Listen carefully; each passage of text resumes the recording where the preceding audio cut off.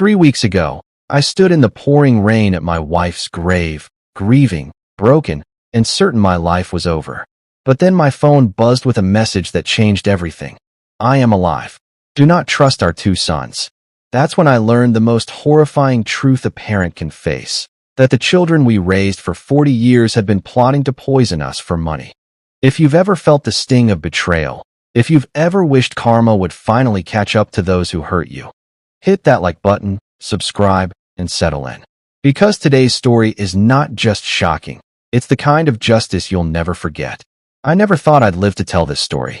Zoni, my wife of 45 years, was my anchor. Together, we raised 2 sons, George and Sumit. To the outside world, we were a picture-perfect family in Portland. 2 boys who grew into men, a small home filled with memories, and the comfort of growing old together. But inside those walls, things were rotting. Our sons had grown cold. Conversations turned transactional. Love was replaced with impatience, and every phone call seemed to circle back to money. I brushed it off at first. Kids grow up, life hardens them. But Zoni, she saw something darker. She whispered to me late at night, "They don't look at us like parents anymore. They look at us like obstacles." I thought she was being paranoid. Until the night she got sick. It started subtle, stomach cramps, dizziness. At first, we thought it was food poisoning. Then it happened again, and again. Always after meals George or Sumit insisted on preparing. Zoni's eyes grew sharper.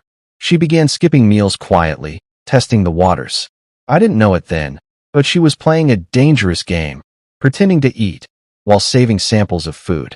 And what she found nearly shattered her. Our sons, the boys we had cradled as infants, driven to soccer practice, cheered for at graduations, they were lacing her food. And mine was next.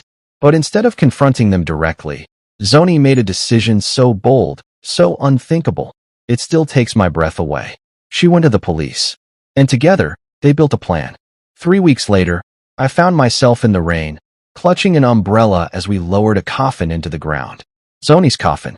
My hands trembled. My chest ached. The boys stood beside me, faces dry, whispering not about their mother, but about the inheritance. That was the day I received the message. I am alive. Do not trust our 2 sons. The detective called me in. With shaking hands, he showed me recordings.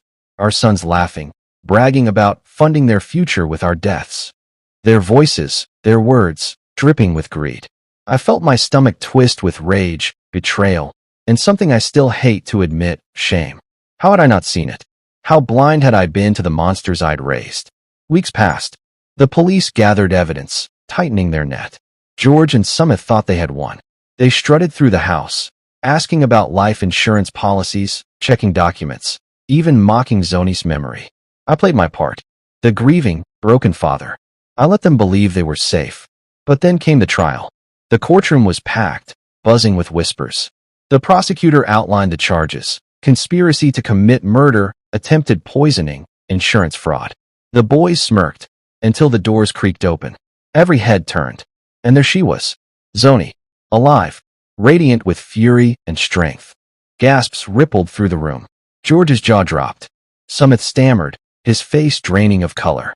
My wife's voice cut through the silence as she testified, laying out every piece of evidence. The tainted food, the recordings, the money-hungry conversations. Their smirks vanished. Panic replaced arrogance. And in that moment, I saw it, the death of their confidence. When the verdict came, the courtroom held its breath. Guilty. The word hit like a hammer.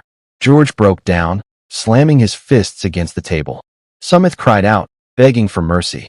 But there was none. They were sentenced to decades behind bars. The sons we once loved were gone, replaced by criminals defined by greed.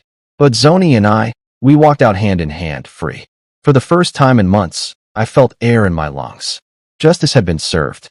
I lost my sons that day, but the truth is, I'd lost them years earlier. Greed had hollowed them out. What I still have is my wife, my partner, my survivor. And the knowledge that sometimes blood doesn't make family, loyalty does. If this story gave you chills, smash that like button and tell me in the comments. What's the worst betrayal you've ever witnessed? Don't forget to subscribe, because I've got more stories where justice finds its way, even when it seems impossible.